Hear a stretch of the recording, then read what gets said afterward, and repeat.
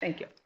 Thank you, Metka. You can see that what opinion was collected from information sources until now, and I hope it will raise some questions on your side, and we will get some opinion. But now we will turn to the analysis of the situation within media, which will be presented by Claire Mays from the Institute SYMLOG from France. Please, Claire. Thank you very much. And welcome to the stakeholders who are with us. And I especially want to thank participants from media workshops who have signed up to join us today.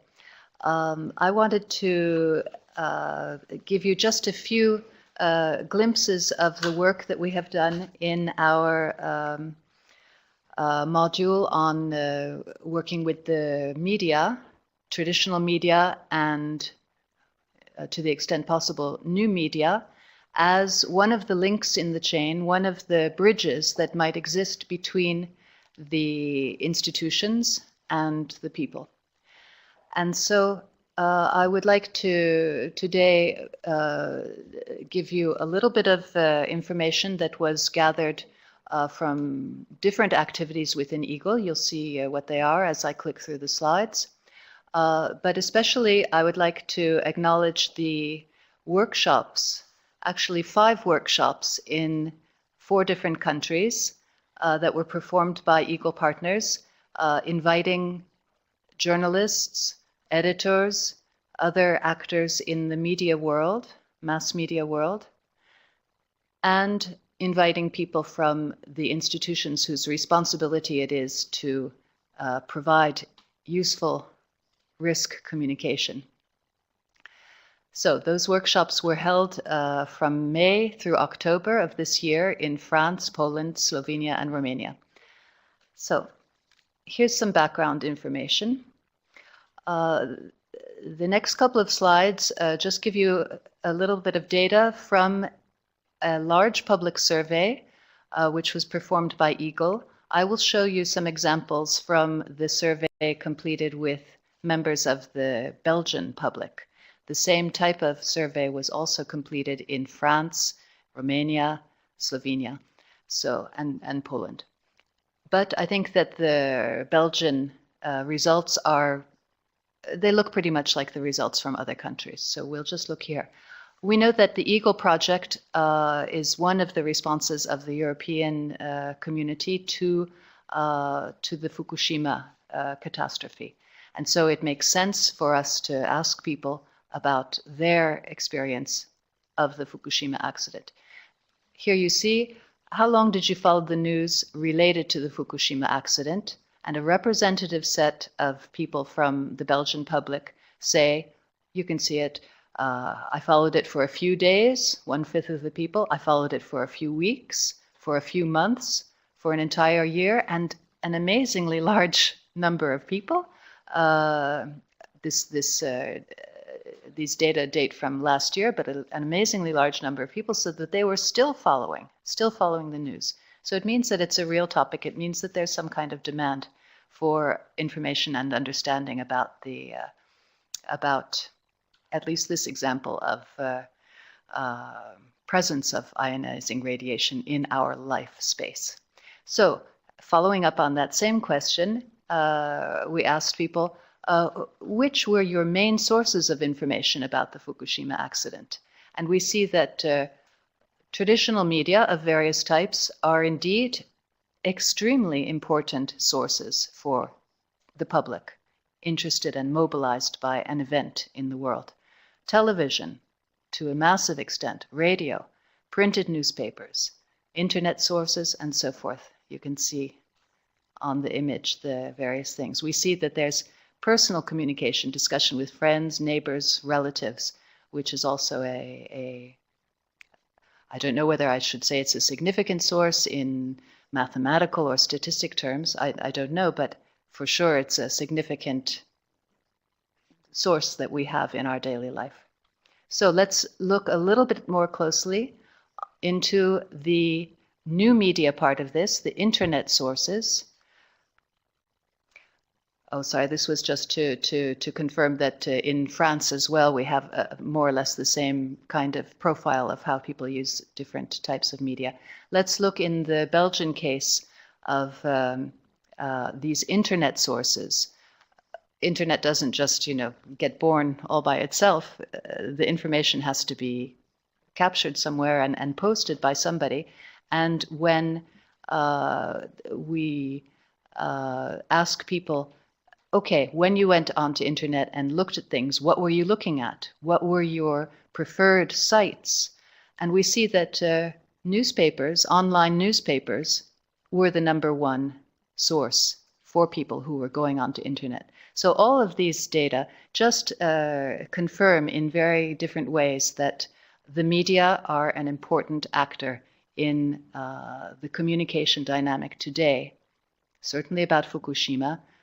Let's make a guess that it's also going to be a very important actor for persons who want to learn something about ionizing radiation risks for themselves. So I'll go very quickly here, and I rely also, Nadia, on the animator to tell me how much time I have.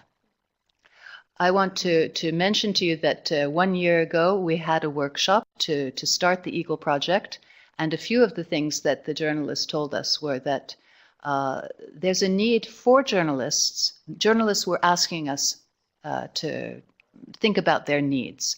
They say that there's a need to establish a more regular channel of communication, not just talk to each other when there's a crisis.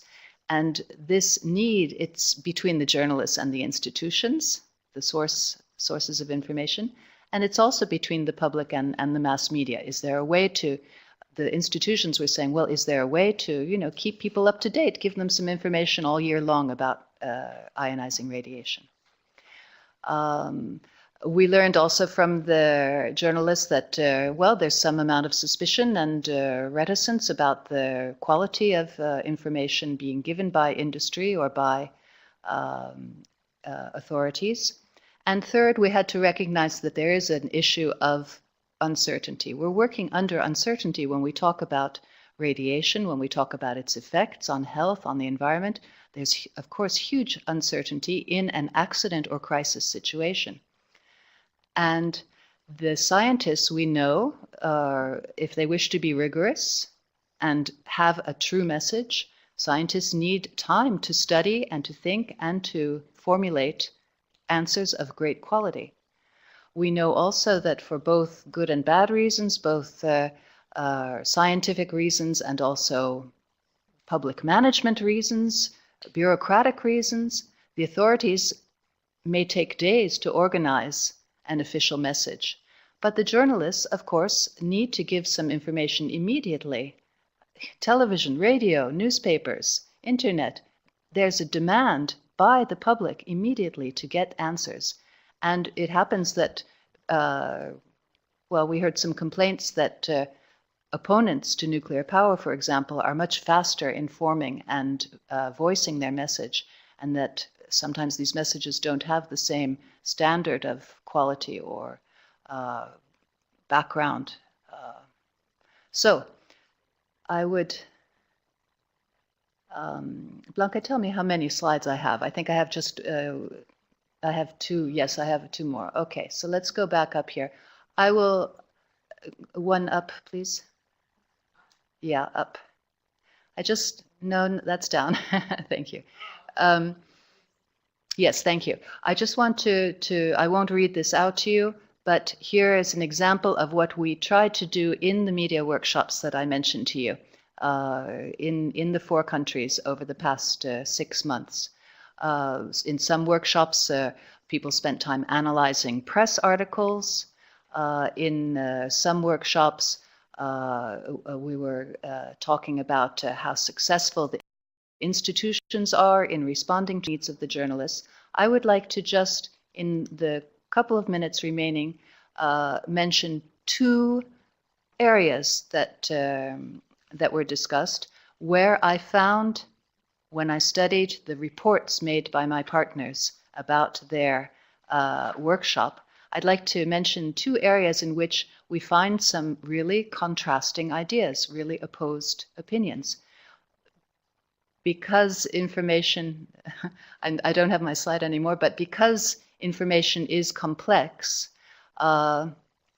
we heard in some contexts that journalists prefer to obtain information which is pre-digested by communication specialists or public relations officials. Whereas in other contexts, we heard during the workshops that the journalists, they don't want pre-digested information. They want to talk with the scientists. And it means that the scientists have to make the effort to be able to discuss also with the journalists. The last data that I wanted to show you, I hope it'll come up again. Another contrasted set of images about risk communication and about the public. How do media sources, how do institutional sources, and how do members of the media think about the public? This is good. Perfect. No, that was good. Go back up, please. Perfect. On the one hand, we may have heard that society is passive. Society never goes to read the information that is prepared. Society doesn't understand the complex things. And on the other hand, we could hear that some sources, here's a solution, sources, including people from civil society, should go towards the people in their context. It isn't that people are passive, it's that maybe for risk communication, you have to go towards the people. There was another idea that only crisis can possibly get attention from the public or from journalists. Or there's another point of view that because the information is complex, and because for sure the words are often complicated, the scientific terminology and everything, we have to really put a lot of money and human resources on going out to talk with people who are affected by these ionizing radiation questions or who need to know something. So I found these to be very contrasted visions of society and risk communication.